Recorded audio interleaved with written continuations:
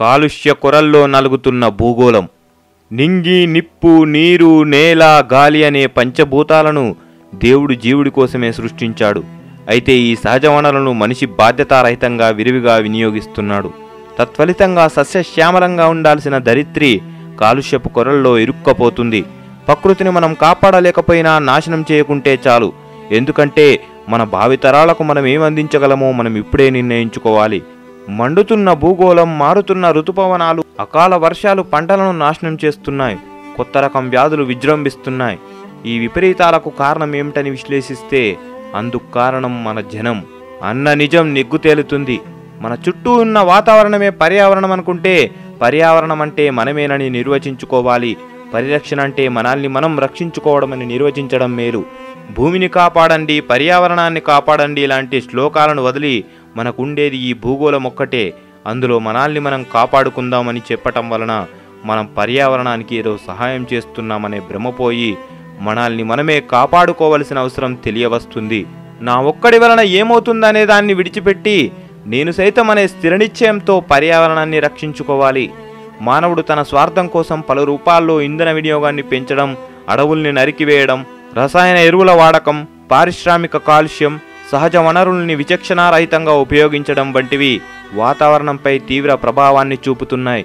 అడవుల్ని నరికివేస్తున్నందున వన్యప్రాణులు, నీరు కలుషితం కావడంతో జలచరులు, రసాయన ఎరువుల వాడకంతో క్రిమికీటకాల మనుగడ ప్రశ్నార్థకమైపోతుంది. కొన్ని రకాల జంతువుల సంఖ్య తగ్గడంతో ఇంకొన్ని జీవుల సంఖ్య పెరగడం చూస్తున్నాం. చెరువుల్లో నీళ్లు లేక కప్పలు తగ్గడంతో దోమలు పెరగడం, పాములు తగ్గడంతో ఎలకలు పెరగడం మనం చూస్తూనే ఉన్నాం. పొలాల్లో మట్టిని నమ్ముకున్న వానపాములు నేడు కనుమరుగైపోతున్నాయి. ఇంకా పిచ్చుకల మాట మరిచిపోవాల్సిన పరిస్థితి దాపరిస్తుంది. పెరిగిపోతున్న సెల్ టవర్ల వలన భావితరాలకు పిచ్చుక ఒక చిత్రంలో మాత్రమే చూడగలిగేలా పరిస్థితి మారిపోతుంది. చెట్లను నరికివేయడం వలన స్వచ్ఛమైన గాలి కూడా కరువైపోయింది. ప్లాస్టిక్ వ్యర్థాల కారణంగా వర్షపు నీరు భూమిలో ఇంకని దుస్థితి నెలకొంది. ఎలక్ట్రానిక్ వస్తువులు, బ్యాటరీల వ్యర్థాలు వంటివి భూసారాన్ని కలుషితం చేస్తున్నాయి. భూగర్భ జలాలు అడుగంటిపోవడం వలన వర్షాలు లేకపోవడంతో త్రాగునీరు సమస్య సవాలుగా మారింది. మనం చేయాల్సిన పనులు, ఈ జటిల సమస్య తీవ్రతను తగ్గించుకోవడానికి మనం చేయాల్సిన పనులు కొన్ని ఉన్నాయి. మొక్కల పెంపకం వలన స్వచ్ఛమైన గాలిని పొందవచ్చు. అడవుల సంరక్షణ, వన్యమృగ పరిరక్షణ చేపట్టాలి. ప్లాస్టిక్ వాడకం, ఫ్రిడ్జ్లు, ఏసీల వాడకం తగ్గించాలి. సౌర విద్యుత్తు, పవన విద్యుత్ వంటి మార్గాల ద్వారా విద్యుత్ ఉత్పత్తి పెంచవచ్చు. సాధారణ బల్బులకు బదులుగా ఫ్లోరోసెంట్ బల్బులు వినియోగించుకోవాలి. సెల్ టవర్ల నిర్మాణం తగ్గించాలి. మోటారు వాహనాలకు బదులు సైకిల్ ఉపయోగించుకోవడం ఉత్తమం. నీరు పొదుపుగా వాడటం, మురుకు నీరు శుద్ధి చేసి మొక్కలకు వినియోగించడం, వర్షపు నీరు భూమిలో ఇంకేలా ఇంకుడు గుంటల నిర్మాణం చేపట్టాలి.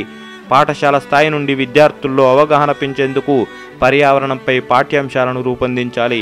పర్యావరణానికి చేటు కలిగించే వ్యక్తులపైన, పారిశ్రామిక సంస్థలపైన కఠినంగా శిక్షించేందుకు చట్టాలను సమర్థవంతంగా అమలు చేయాలి. 700 కోట్ల జనాభాను ఒక్క భూమాత మోస్తుంటే ఒక్క భూమాతను మనమంతా కాపాడుకోలేకపోతున్నాం. ఈ భూమాత పరిరక్షణకు ప్రతి వ్యక్తిలో చైతన్యం వెల్లివిరియాలని కోరుకుంటూ మీ BVM క్రియేషన్స్. జై హింద్.